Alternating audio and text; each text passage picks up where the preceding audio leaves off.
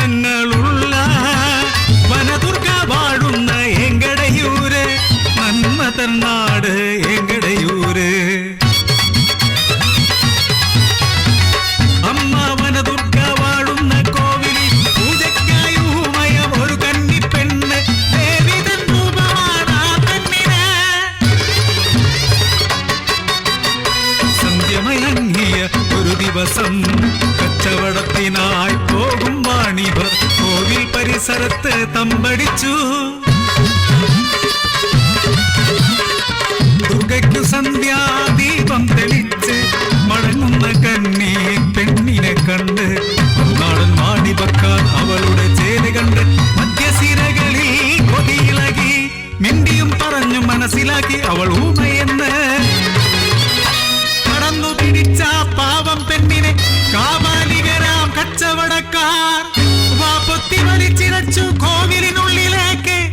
അവളുടെ ചാരിത്രം കവർന്നെടുത്തു. കണ്ണുകൾ തള്ളി ശ്വാസം നിലച്ചു. പാവമാ പെണ്ണ് മരിച്ചു പോയി. ഉടനടി നട തുറന്നു.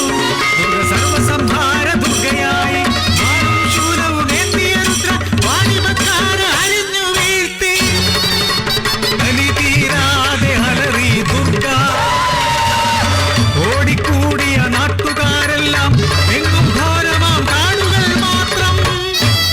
കോവിലിനുള്ളിൽ രക്താംഗിയാം ദുർഗാബിംബം മറിഞ്ഞു കിടപ്പു.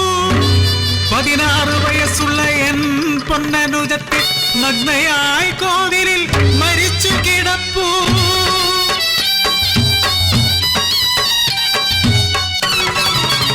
ആ കാഴ്ച കാണാനാവാതെ എന്നമ്മ ദേവി നടയിലെ കൽവിളക്കി തലതല്ലി ജീവനൊടുക്കി. പെട്ടെന്നൊരു അശരീരി ഉയർന്നു. കോപിഷ്ഠയാം ദേവി ഊരുവിട്ടു. ഉടനെ പ്രായശ്ചിത്തം ചെയ്തിടയണം.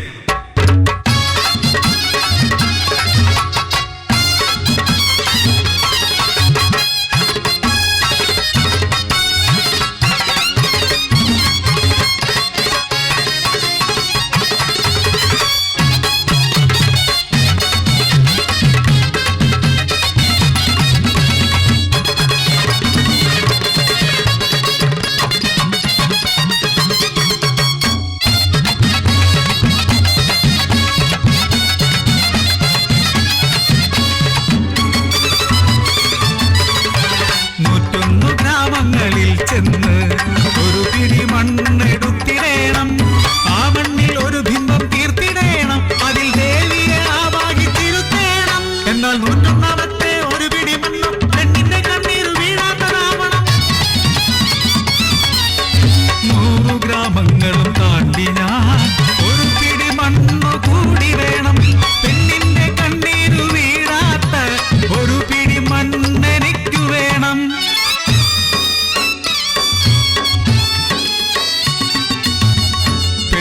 പിറന്നാൽ കഴുകൻ കണ്ണുകൾ നിഴലു വിരിക്കുന്ന കാലം.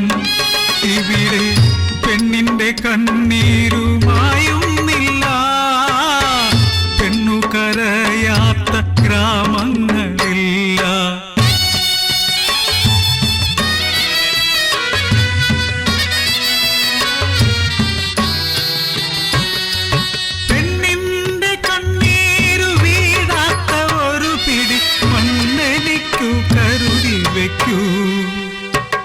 പാവം പെണ്ണിനെ നിങ്ങൾ കരയിക്കരുതേ. പാവം പെണ്ണിന്റെ കണ്ണീർ ഇനിയും വീഴ്ത്തരുതേ. പാവം പെണ്ണിൻ